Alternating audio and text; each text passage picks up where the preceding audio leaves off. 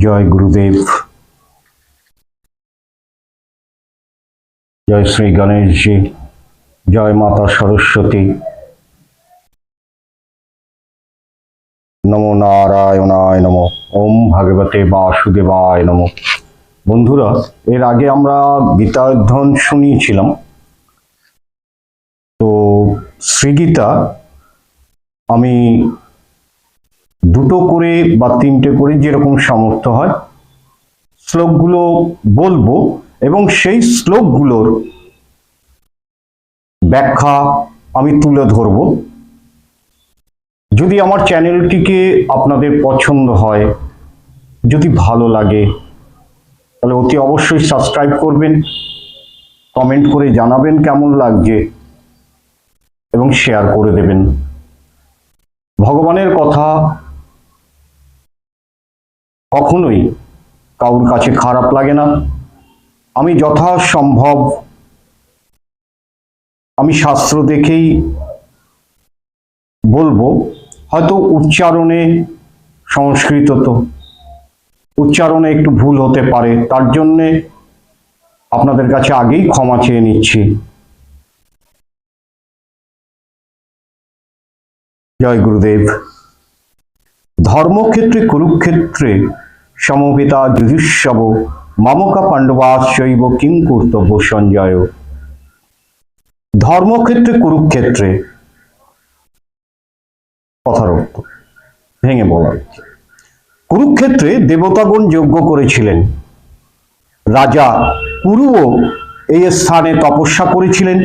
যজ্ঞাদি কর্ম ধর্মমূলক হওয়ায় এই যে যজ্ঞ, দেবতার জন্যে যে যজ্ঞ আহুতি করা হয়, তাহলে এটা ধর্মের কাজ।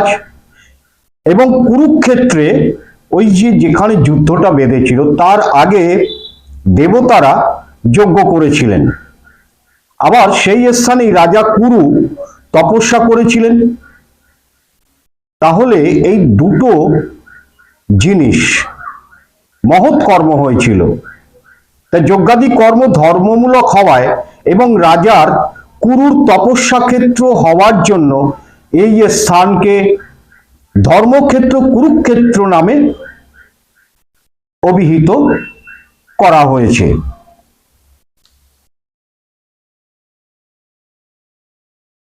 আর একটা কথা বলি, সঞ্জয় সম্বন্ধে একটু বলি।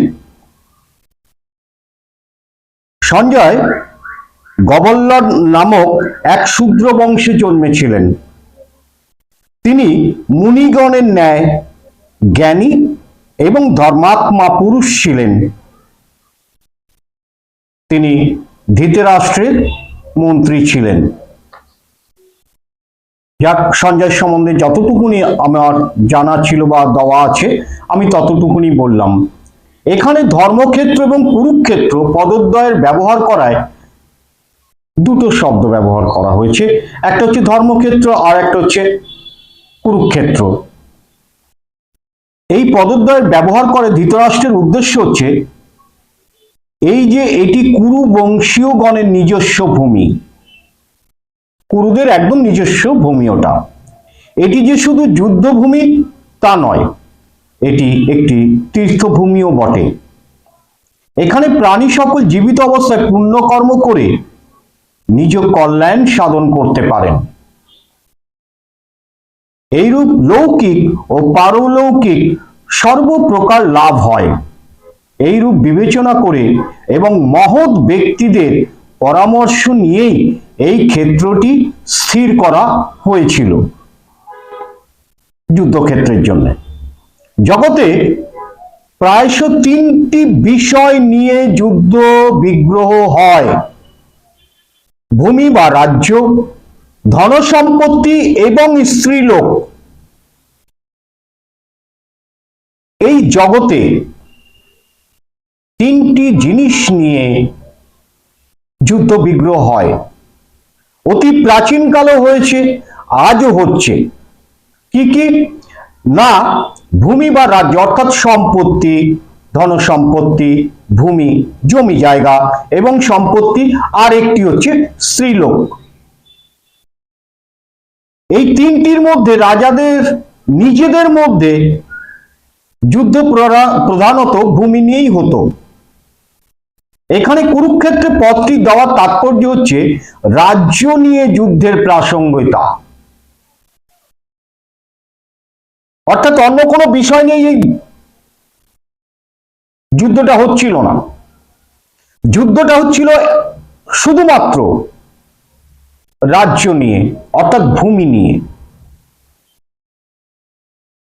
তাই এই যুদ্ধটা এখানে কুরুক্ষেত্র বোঝানো হয়েছে। এখানে কুরুক্ষেত্রে পদটি দেওয়ার তাৎপর্য হচ্ছে রাজ্য নিয়ে যুদ্ধের প্রাসঙ্গিকতা। কুরুবংশ বলতে ধৃতরাষ্ট্র এবং পাণ্ডুপুত্রগণ সকলকেই কিন্তু বোঝানো যায়। উভয়ই কুরুবংশীয় হওয়ায় দুই পক্ষেরই কুরুক্ষেত্র অর্থাৎ রাজা কুরুর জমির উপর সমান অধিকার আছে বা সমান অধিকার ছিল। সেই জন্য দুই পক্ষ রাজ্য লাভের জন্য যুদ্ধ করতে সম্মিলিত হয়েছিল। যদিও নিজেদের রাজ্য হওয়ায় উভয় পক্ষেরই কুরুক্ষেত্র পদটি ব্যবহার যুক্তিসঙ্গত এবং ন্যায়সঙ্গত, কিন্তু আমাদের সনাতন বৈদিক সংস্কৃতির বিশেষত্ব হচ্ছে এই যে কোনো কার্য আরম্ভ করতে হলে আগে ধর্মকে সংস্থাপন করতে হয়। যে কোনো কার্য, যে কোনো, চাই আজকে সংসারে যা করছো, আমি যদি একটি ঘরেও প্রবেশ করি, নতুন ঘরে বা নতুন ঘর বানাই বা জমি কিনি বা ফ্ল্যাট কিনি, আগে ধর্মকে সংস্থাপন করতে হয়, অর্থাৎ নিয়ম কানুন বিচার বিশ্লেষণ করে নিতে হয়। যুদ্ধ বিগ্রহ রূপ কর্ম ধর্মভূমি তীর্থক্ষেত্রে করা হতো যাতে যুদ্ধে হত ব্যক্তিগণের উদ্ধার প্রাপ্তি হয় এবং কল্যাণকর হয়। সেই জন্য এ স্থানে কুরুক্ষেত্রের সঙ্গে ধর্মক্ষেত্রে পদটি উল্লেখ করা হয়েছে। কুরুক্ষেত্রে যুদ্ধ করার উদ্দেশ্যই ছিল যুদ্ধে যারা নিহত হবেন সেই সব নিহত ব্যক্তিগণগুলো যেন উদ্ধার প্রাপ্তি হয় এবং তাদের কল্যাণ হয়, এই কারণ। শুধু তাই নয়, আরো কারণ। এখানে আরম্ভে ধর্মপত্রীর দ্বারা আরেকটি অর্থ মনে আসে। যদি আরম্ভে ধর্মপত্রীর থেকে ধরো শব্দটি গ্রহণ করা হয় এবং অষ্টাদশ অধ্যায় শেষ শ্লোকের মম পত্রীর থেকে ম শব্দটি গ্রহণ করা হয়, তাহলে ধর্ম শব্দটির সৃষ্টি হয়। অতএব সমগ্র গীতাটি ধর্মেরই অন্তর্ভুক্ত, অর্থাৎ ধর্ম পালন করলে শ্রীগীতা সিদ্ধান্ত পালন করা হয় এবং শ্রীগীতা সিদ্ধান্ত অনুযায়ী কর্তব্য কর্ম করলেও ধর্ম পালন করা হয়। ধর্মক্ষেত্রে কুরুক্ষেত্রে পথটির দ্বারা প্রত্যেকের এই শিক্ষাই গ্রহণ করা উচিত যে কোনো কর্ম করার আগে ধর্মকে সাক্ষী রেখে করা উচিত। সমস্ত কাজই করা উচিত সকলের হিতের কথা ভেবে, শুধু নিজের সুখ স্বাচ্ছন্দ্যের কথা ভেবে নয়, এবং কর্তব্য অকর্তব্য বিষয়ও শাস্ত্রকে সামনে রেখে করা উচিত। এবারে তা আমরা ধর্মক্ষেত্রে কুরুক্ষেত্রে এই শব্দদ্বয়ের ব্যাখ্যাটা যতটুকুনি আমি পেলাম ততটুকুনি তুলে ধরলাম। এরপরে আসছে সমবেতা যুযুৎসব। নৃপতিগণ মানে রাজা, নৃপতি মানে রাজা, রাজাগণ বারংবার সন্ধির আবেদন করা সত্ত্বেও দুর্যোধন সন্ধির প্রস্তাব স্বীকার করলেন না। শুধু তাই নয়, ভগবান শ্রীকৃষ্ণ বলা সত্ত্বেও আমার পুত্র দুর্যোধন স্পষ্ট ভাষায় বলেছে যে বিনা যুদ্ধে আমি তীক্ষ্ণ সূচের অগ্রবর্তী নখ পরিমাণ ভূমিও পাণ্ডবদের দেব না।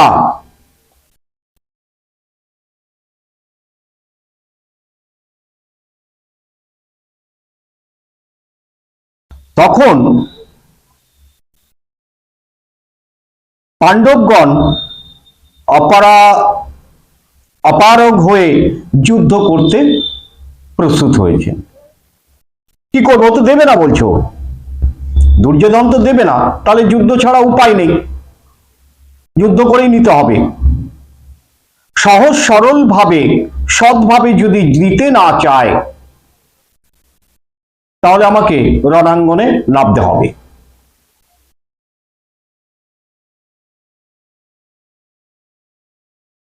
এইভাবে আমার পুত্রগণ ও পাণ্ডুপুত্রগণ যুদ্ধার্থে একত্রিত হয়েছে।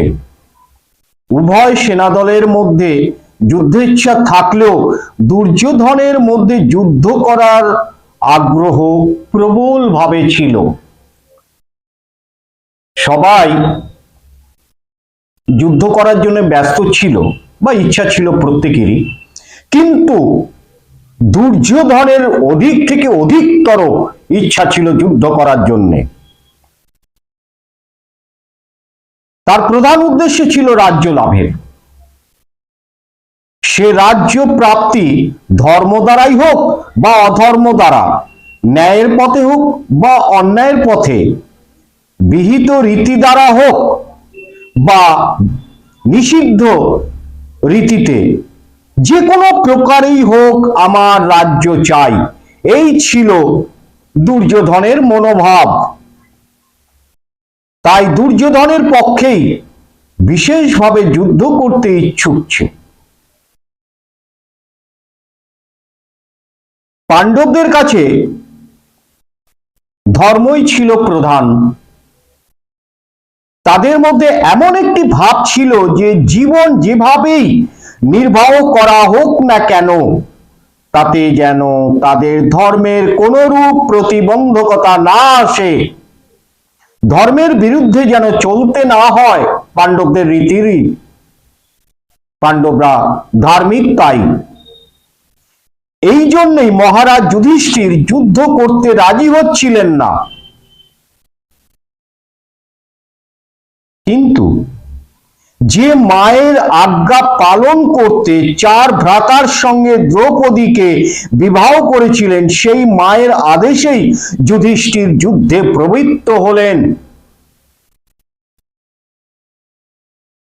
কে সেই মা? মহান মাতা। কে সে? কুন্তী মাতা। তা কুন্তী মাতার সম্বন্ধে আমরা একটু জানব। কুন্তী খুবই সহিষ্ণু ছিলেন, খুবই সহিষ্ণু। দুঃখ কষ্টের ভয়ে রাজ্য সুখ আরাম ভোগ করার প্রবৃত্তি তার ছিল না। দুঃখ কষ্ট আসবে, জ্বালা আসবে, সেই ভয়ে রাজ্য সুখ স্বাচ্ছন্দ্যের ভোগ করার ইচ্ছা বিন্দু মাত্র তার ছিল না। মাতা কুন্তী এমন একজন মহিলা যিনি ভগবানের কাছে আপদ বিপদের প্রার্থনা করেছিলেন। কুন্তীর মনে সুখ ভোগের ইচ্ছা একেবারেই ছিল না। কিন্তু দুটি কারণে তার মনে খুব দুঃখ ছিল। দুটি কারণে খুব দুঃখ ছিল।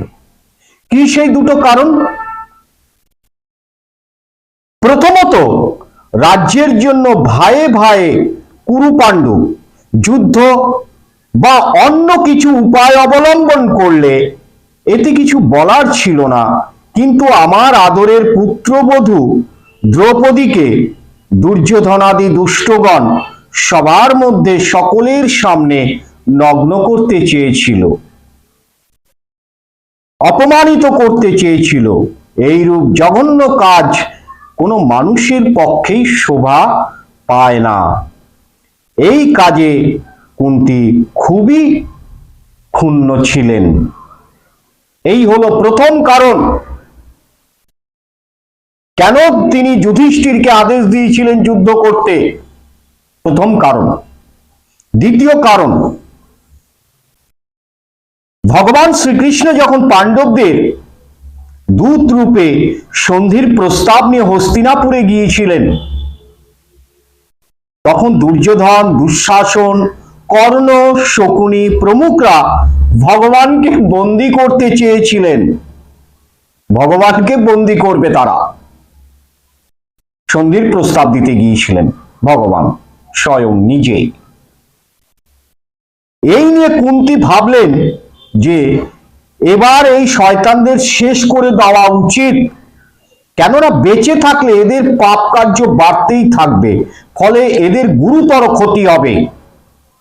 এই দুটি কারণের জন্যে কুন্তী পাণ্ডবদের যুদ্ধ করার আদেশ দিয়েছিলেন। তাহলে দুটো কারণে মাতা কুন্তী যুধিষ্ঠিরকে আদেশ দিয়েছিলেন যুদ্ধ করার জন্য। এবার মূল অংশে যাচ্ছি আমরা। সমবেতা যুধিষ্ঠির, যেটা খানিকটা বলছিলাম, তার মাঝে আমরা কুন্তীর পরিচয় দিচ্ছিলাম মাতার। অর্থাৎ মায়ের আজ্ঞা পালন রূপ ধর্ম রক্ষা করার উদ্দেশ্যেই যুধিষ্ঠির যুদ্ধের ইচ্ছা পোষণ করেছিলেন। নাহলে যুধিষ্ঠিরের যুদ্ধ করার ইচ্ছে ছিল না, মায়ের আদেশেই যুদ্ধে নেমেছিলেন। অর্থাৎ দুর্যোধন প্রমুখ রাজ্যলোভে যুদ্ধ করতে ইচ্ছুক থাকলেন, কিন্তু পাণ্ডবগণ ধর্ম রক্ষার জন্য যুদ্ধ করতে প্রস্তুত ছিলেন। দুর্যোধন রাজ্যলোভের জন্য যুদ্ধ করতে চেয়েছিলেন, আর ধর্মকে রক্ষা করার জন্য পাণ্ডবগণ অর্থাৎ যুধিষ্ঠির, ভীম, অর্জুন, নকুল, সহদেব এরা ধর্মকে রক্ষা করার জন্য যুদ্ধ অবতীর্ণ হয়েছিলেন। মামকা পাণ্ডবাশ্চৈব, পাণ্ডবগণ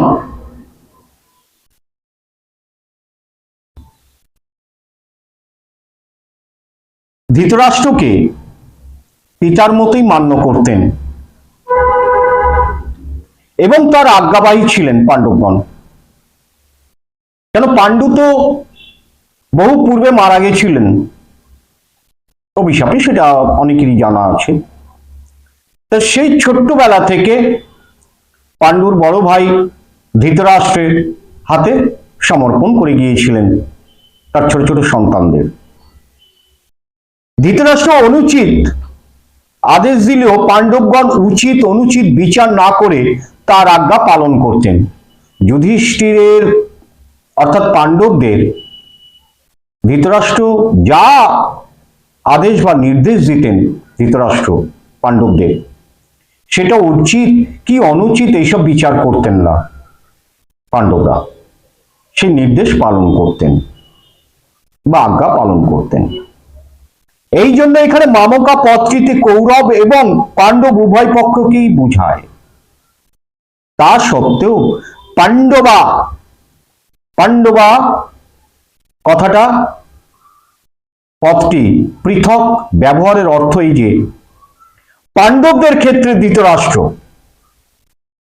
ধৃতরাষ্ট্রের নিজের পুত্র ও পাণ্ডুপুত্রের উপর একই মনোভাব ছিল না, সমানভাবে সমান চোখে তিনি দেখতেন না ধৃতরাষ্ট্র। তার পক্ষপাতিত্ব ছিল এবং নিজ পুত্রের উপর মোহ ছিল বেশি তার, অর্থাৎ দুর্যোধনাদির উপর। তিনি দুর্যোধন প্রমুখদের নিজের বলে মনে করতেন, কিন্তু পাণ্ডবদের তা মনে করতেন না।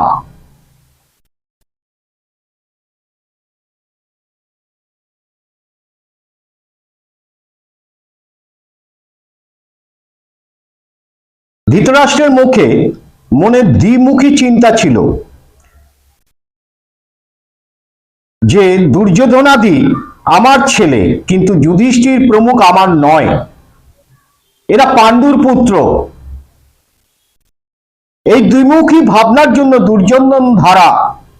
দুর্যোধন দ্বারা ভীমকে বিষ খাইয়ে জলে ফেলে দেওয়া, লাক্ষাগৃহে আগুন লাগিয়ে পাণ্ডবদের মেরে ফেলার চক্রান্ত করা, যুধিষ্ঠিরের সঙ্গে ছলনা করে জুয়া খেলা, পাণ্ডবদের বিনাশ করার উদ্দেশ্যে সৈন্য নিয়ে বনে যাওয়া প্রভৃতি কার্যের জন্য ধৃতরাষ্ট্র কখনো অর্জুনকে নিষেধ করেননি, কখনো বারণ করেননি। কেননা তার মনে এই ইচ্ছাই ছিল যে যদি কোনো প্রকারে পাণ্ডবদের শেষ করে দেওয়া যায় তাহলে আমার ছেলেদের রাজত্ব সুরক্ষিত থাকবে।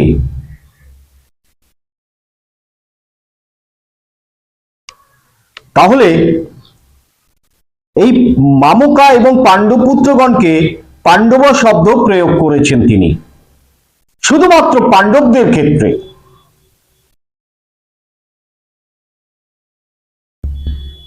কারণ যে ভাব মানুষের অন্তরে নিহিত থাকে প্রায়শই তা বাণীর আকারে উচ্চারিত হয়। এই দ্বিমুখী আচরণের জন্যই ধৃতরাষ্ট্রকে নিজকুল বিনাশের দুঃখ ভোগ করতে হয়েছিল। এর দ্বারা প্রত্যেক মানুষের এই শিক্ষাই গ্রহণ করা উচিত যে তার নিজ গৃহে, পল্লীতে, গ্রামে, দেশে এবং সম্প্রদায়ের মধ্যে দ্বিমুখী ভাব অর্থাৎ এটি আমার ওটি অপরের এইরূপ ভাব পোষণ না করলেই ধৃতরাষ্ট্রের মতো অবস্থা হবে। শেষ সময় দেখে যাবে তার নিজের ছেলে মেয়েরা তাকেই অবজ্ঞা করছে এবং বিপদ আপদ ডেকে এনেছে এবং বিনাশ। কারণ এর দ্বারা নিজেদের মধ্যে কখনো প্রেম, স্নেহ ইত্যাদি আসে না, বরং বাদ, বিংশইবাদ এইসবগুলি আসে। এখানে পাণ্ডবা পত্রীর সঙ্গে এব পত্রী দেওয়ার অর্থ যে পাণ্ডবগণ অত্যন্ত ধার্মিক, সুতরাং তাদের যুদ্ধ না করাই উচিত ছিল। কিন্তু তারাও যুদ্ধার্থে রণভূমিতে সমাগত হয়েছেন। সেখানে কি তারা কি করেছেন? সেখানে মামকা এবং পাণ্ডবস এর মধ্যে প্রথমে মামকা পত্রীর উত্তর সঞ্জয় দ্বিতীয় শ্লোক থেকে ত্রয়োদশ শ্লোক পর্যন্ত দিয়ে বলেছেন যে আপনার পুত্র দুর্যোধন, অর্থাৎ ধৃতরাষ্ট্রকে বলছে, পাণ্ডবদের সৈন্যকুল দেখে দ্রোণাচার্যের মনে পাণ্ডবদের প্রতি বিদ্বেষ আনয়ন করার জন্য তার কাছে গিয়ে পাণ্ডবদের প্রধান সেনাপতিগণের নাম উল্লেখ করলেন। পরে দুর্যোধন নিজের সৈন্যদলের প্রধান যোদ্ধাদের নাম করে তাদের রণকৌশল ইত্যাদির প্রশংসা করলেন।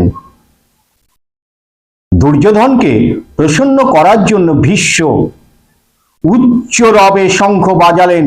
সেই শঙ্খরব শুনে কৌরব সেনাগণও শঙ্খ ইত্যাদি বাদ্য বাদন করলেন।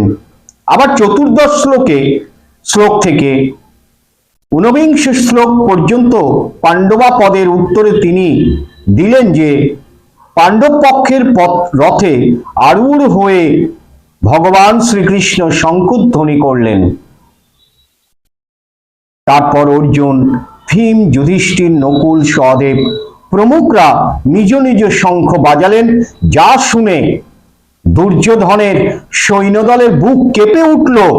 তারপরে সঞ্জয় পাণ্ডবদের সম্বন্ধে বিস্তারিত জানিয়ে 20তম শ্লোক থেকে শ্রীকৃষ্ণ এবং অর্জুনের কথোপকথন প্রসঙ্গ শুরু করলেন। কিং কর্তব্য কিম শব্দের 3টি অর্থ হয়: বিকল্প, নিন্দা এবং প্রশ্ন। কিং কর্তব্য, যুদ্ধ হয়েছিল কি না, এইরূপ বিকল্প এখানে গ্রহণীয় নয়। এই শব্দটা এখানকার নয়, শ্রীগীতার নয়, সত্যি নয়।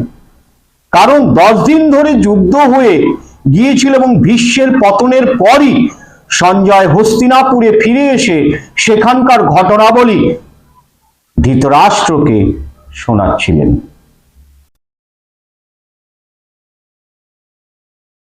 আমার পুত্রগণ ও পাণ্ডুপুত্রগণ এ কি করলো যে শেষ পর্যন্ত যুদ্ধ করতেই হলো?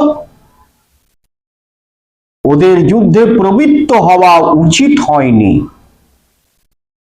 এই প্রকার নিন্দা অথবা আক্ষেপ বাক্য এই স্থানে গ্রহণীয় নয়। কারণ যুদ্ধ তো আরম্ভ হয়েই গিয়েছিল, আর ধৃতরাষ্ট্রের মধ্যেও আক্ষেপপূর্বক জিজ্ঞাসা করার কোনো ভাবই ছিল না। কারণ ধৃতরাষ্ট্র নিজেই চেয়েছিল এই যুদ্ধে পাণ্ডবরা বিনাশ হয়ে যাক, আমার পুত্রদের কোনো শত্রু না থাক, রাজ্য আমার পুত্রদের চাই, তাহলে সুখে থাক। এখানে কিম শব্দটির অর্থ প্রশ্ন করাই ঠিক বলে মনে হয়। ধৃতরাষ্ট্র সঞ্জয়ের কাছ থেকে ছোট বড় বিভিন্ন ঘটনাগুলি ক্রমানুসারে বিস্তারিত ও সঠিকভাবে জানবার জন্যই এই প্রশ্ন করেছিল। বন্ধুরা,